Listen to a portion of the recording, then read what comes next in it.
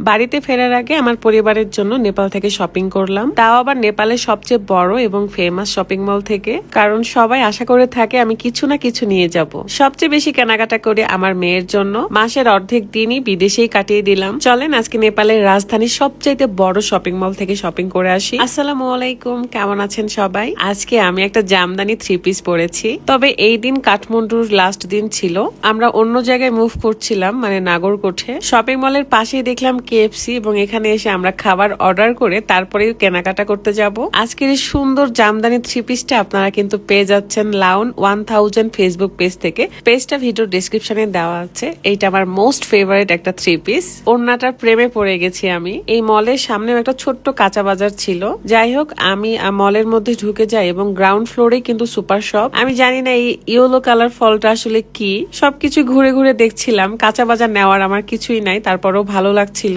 সবার জন্য চকলেট এবং ছোটখাটো কিছু গিফট কিনতে চাচ্ছিলাম। বেবি শপ 3rd ফ্লোরে ছিল এবং সেখানেও আমি গিয়েছিলাম। তবে এখানে দেখলাম শুটকি মাছ প্যাকেট করে রাখা। তেমন একটা গন্ধ ছিল না। আমাদের বাংলাদেশের শুটকির মতো কি আর কোথাও পাওয়া যায় বলেন তো? আমাদের বাংলাদেশি ভালো। আমাদের গ্রামে তো পুকুরে যদি একবার জাল ফেলা যায় তাহলে অনেক মাছ আসে। কত কত সবজি থাকে। এখানে অনেক কিছুই রেয়ার, শপিং মল ছাড়া পাওয়া যাবে না। সবকিছুর জন্যই আমার কাছে মনে হয় আমার দেশই সেরা। স্ট্রবেরি দেখে খাইতে ইচ্ছা করলো, কারণ ক্ষুধা লাগছিল, বাট ভাগ্যে ছিল না, তাই একদিন পরে খাইছি। একটা বড় ঝুড়ি নিয়ে নিলাম, কারণ এখন রাত, তার ইচ্ছা মতো চকলেট নিবে, আর আমি সেখানে বারণই করতে পারবো না। অনেকে ভাবে আমার হাত খরচ বেশি, এইটা কিন্তু একদমই না। আপনাদের ভাইয়ার যে পরিমাণ হাত খরচ এটা দেখলে অবাক হয়ে যাবেন। কিছু ইউনিক জিনিস নেওয়ার চেষ্টা করেছি এবং ইউনিক চকলেট নেওয়ার চেষ্টা করেছি। তারপরে চলে যাব আমি বেবি শপে, কারণ আমার মেয়ের জন্য অনেক খেলনা নিতে হবে, তারপরে ড্রেস অর কসমেটিক্সও নিতে হবে। আমার জামাই তো আমার পছন্দের এই পটগুলো নিয়ে দিয়েছে, তাও আবার 2টা।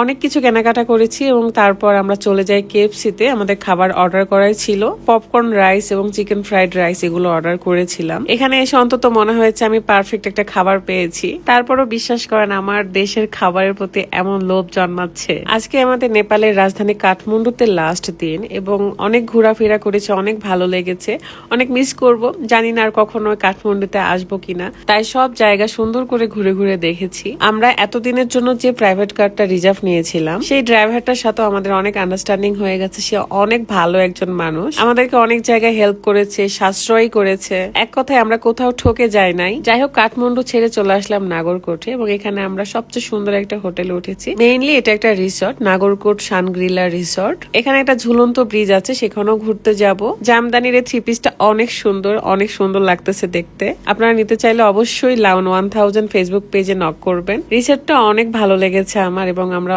অনেক রিল্যাক্সে ছিলাম। এখান থেকে পুরা হিমালয় পাহাড় এবং আশেপাশের পাহাড়গুলো এত সুন্দরভাবে দেখা যায়, মাশাআল্লাহ। এই তো এরপর আমরা চলে যাব ঝুলন্ত ব্রিজে। সো দেখা হয়ে যাবে ঝুলন্ত ব্রিজের ভিডিওতে। সবাই ভালো থাকবেন, সুস্থ থাকবেন। আল্লাহ হাফেজ।